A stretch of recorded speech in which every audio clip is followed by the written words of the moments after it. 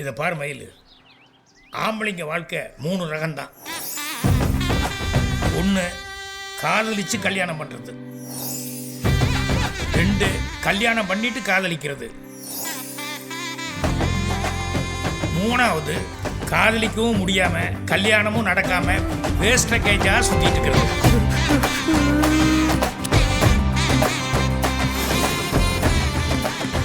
ஒரு புள்ள வேணாம் சொல்லிட்டாமா.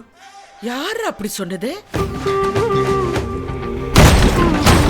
அவ என்ன பெரிய புடுங்கியா?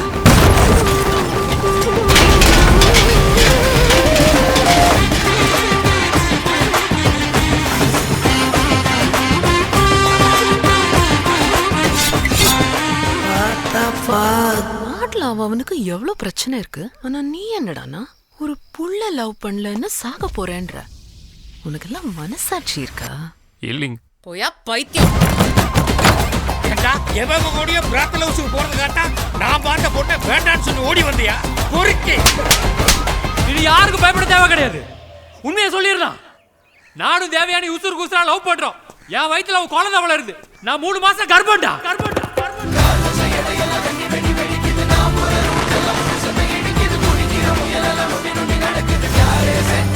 என்னை விட நீ கண்ணாடி மட்டும்தான சிறுசா போட்டிருக்க. மற்றபடி உன் சமாச்சாரம் எல்லாமே பெருசா. நான் லவ் பண்ற தேவயானி என்னை லவ் பண்ணாமலே என் பொண்டாட்டி ஆயிட்டா. இப்போ என் பொண்டாட்டியா வந்து என் லவ்வரு உண்மையாவே என்ன லவ் பண்ணணும். உண்மையாவே என் பொண்டாட்டி ஆகணும்.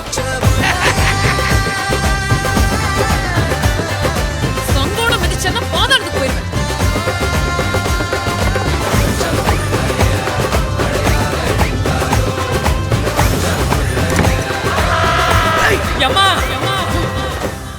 எப்பேற்பட்ட பொண்ணா இருந்தாலும் நீ எடுக்கிறது ரொம்ப பெரிய ரிஸ்க்.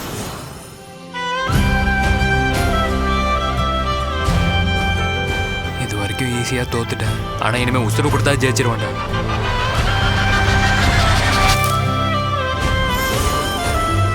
அப்படி எங்க எல்லாரையும் ஏமாத்துறதுக்கு என்னடா வருத்தவ? அவளை மாதிரி இன்னொருத்தையெல்லாம் கிடைக்க மாட்டாமா.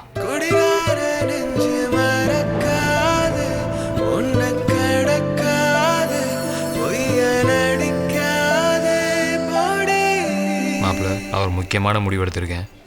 ஷாக் ஆகாது. வெளிநாட்டுக்கு எதுவும் ரேஸுக்கு போக போறியா? இல்லை இல்லை ஏதாவது கட்சி ஆரம்பிக்கிற மாதிரி பிளானா? இல்லை. அப்போ நான் ஷாக்காக வாய்ப்பே இல்லை.